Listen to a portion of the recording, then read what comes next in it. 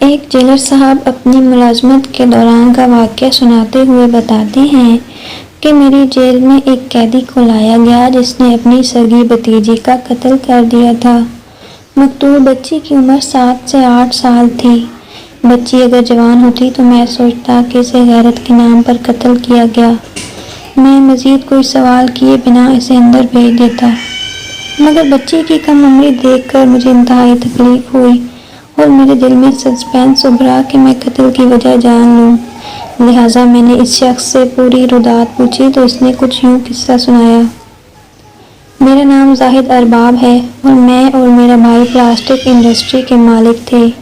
Plastic کی مختلف چیزیں بناتے تھے۔ میرا بھائی رات کو دیر سے گھر واپس آ رہا تھا کہ راستے میں ایکسیڈنٹ ہو گیا اور وہ جان سے مر گیا۔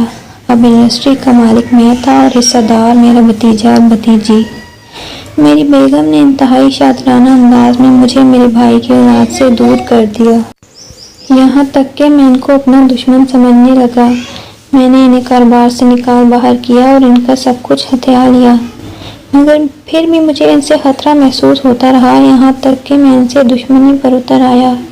ان کو اپنا دشمن سمجھنے کی سب سے بڑی وجہ میری بیوی تھی، جو روز قطرہ قطرہ کر کے میرے دل میں زہر ڈال رہی تھی اور میری نفرت کو بڑھاوا دے رہی تھی۔ یہاں تک کہ بیوی کے کہنے پر میں نے بہلا پھسلا کر پرانا گھر گرا کر نیا گھر تعمیر کرنے کے نام پر بھابھی سے گھر بھی خالی کروا لیا۔ پھر ایک اور سیاسی چال چلی کہ گھر کے جس حصے میں بھابھی رہتی تھی وہ حصہ گرا دیا اور بھابھی کو کرائے پر بٹھا دیا۔ 2 برس گزر جانے کے باوجود نہ تو بھابھی کا گھر تعمیر کروایا اور نہ ہی اپنا گھر گرایا۔ جب بھابھی کے اکاؤنٹ میں موجود جمع پونجی ختم ہونے لگی تو بھابھی نے دبے لفظوں میں گھر کی تعمیر کا مطالبہ شروع کر دیا۔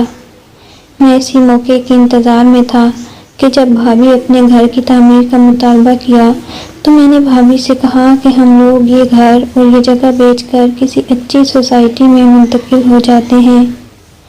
وہ بیچاری کم عقل عورت اب بھی میری چال کو نہ سمجھ سکی اور میری بات مان لی۔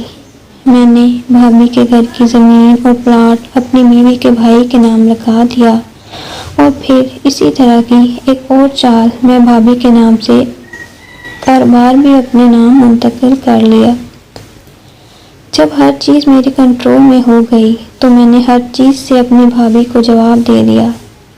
اب میری بھابھی کے پاس بس اتنی رقم تھی کہ وہ یا تو اس پیسے سے اپنے بچوں کا پیٹ پال سکتی تھی یا پھر میرے خلاف قانونی جنگ کر سکتی تھی۔ اس نے عقل مندانہ فیصلہ کیا اور ان پیسوں سے اپنے بچوں کا پیٹ پالنے لگی۔ مگر وہ پیسہ کب تک چلنا تھا؟ وہ پیسے ختم ہو گئے تو میری بھابھی نے کرائے کا گھر چھوڑ دیا اور ہمارے محلے میں بنے ہوئے فلیٹ میں ایک کمرہ لے کر رہنے لگی، جبکہ باقی فلیٹ میں ایک اور ایسی غریب فیملی رہتی تھی۔ یوں ان کی گزر بسر ہونے لگی۔ سب کچھ کر لینے کے بعد بھی میری بیوی اور میرے دل میں یہ خوف باقی تھا کہ کل کلاں کو بچے جوان ہو کر اپنے حق کا مطالبہ نہ کر دیں یا ہمارے خلاف کوئی پریشانی نہ کھڑی کر دیں۔ اس لیے ہم نے ان سے بھی جان چھڑانے کا سوچ لیا۔ شاید بچوں کے قتل پر میں راضی نہ ہوتا، لیکن اس عمل میں بھی میری بیوی کی گہری سازش شامل تھی۔ اس نے مجھے مستقبل کے خوف سے ڈرا کر اس حد تک مجبور کر دیا کہ میں ان معصوم بچوں کی جان لینے کا سوچنے لگا۔ انہی دنوں عید قربان قریب تھی اور عید والے دن باقی غریب بچوں کی طرح میری بھتیجی بھی محلے سے گوشت مانگنے کے لیے نکلی ہوئی تھی۔ جب پھرتے ہوئے وہ میرے گھر میں پہنچی تو میں نے گولی سے اس کے سر کے چیتھڑے اڑا دیے اور پہلا بیان دیا کہ جب بچے گھر میں داخل ہوئے تو ہتھیار سامنے پڑا تھا، کسی بچے سے گولی چلی اور میری بھتیجی کو لگ گئی، مگر باقی بچوں کی گواہی نے میرے بیان کو خراب کر دیا اور میں نے گارڈ کو مجبور کر کے قتل کا الزام اس کے سر پر دھر دیا اور گارڈ کو اس بات کی گارنٹی دی کہ میں اسے چھڑا لوں گا اور گرفتار کروا دیا۔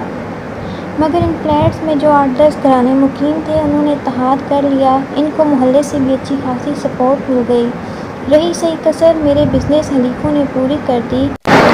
اوپر سے بدقسمتی یہ کہ تفتیشی افسر انتہائی ایماندار تھا، انہوں نے میرے گارڈ کو چھوڑ کر مجھے گرفتار کر لیا اور تھوڑی سی مشقت کے بعد مجھ سے اقرار جرم بھی کروا لیا۔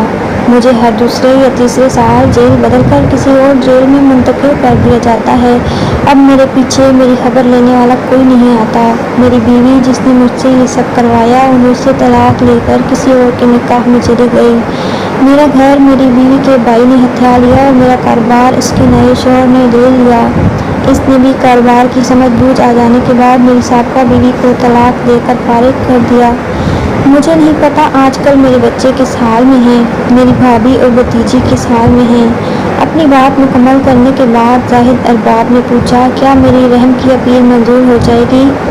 میں نے قہر آلود نظر اس پر ڈالی اور کہا، یہ رحمت العالمین نبی کریم صلی اللہ علیہ وآلہ وسلم کی رحمت ہی ہے، جنہوں نے تجھ جیسوں کو اپنا امتی کہہ کر سفارش کر لینی ہے، اور اللہ تعالیٰ جیسا غفور و رحیم ہے جس نے تیرے حق میں شفاعت قبول کر لینی ہے۔ ان دو ہستیوں کے سوا اور کسی سے رحم کی امید نہ رکھنا، اور نہ ہی کسی کی رحمت اتنی وسیع ہے کہ تجھ پر رحم کریں۔ اپنی بات مکمل کرنے کے بعد میں نے اسے چلے جانے کا کہا اور ساتھ ہی نصیحت کی، دوبارہ کبھی میرے سامنے نہ آنا، تم جیسے درندوں کا ٹھکانہ جیل نہیں جہنم ہے۔ میں اپنی کہانی کے آخر میں اتنا کہوں گا کہ عید کے اس موقع پر دہلیز پر آنے والے سوالی کو استطاعت کے مطابق کچھ نہ کچھ ضرور دینا، اور اگر نہ بھی دے سکیں تو ان کی عزت نفس مجروح نہ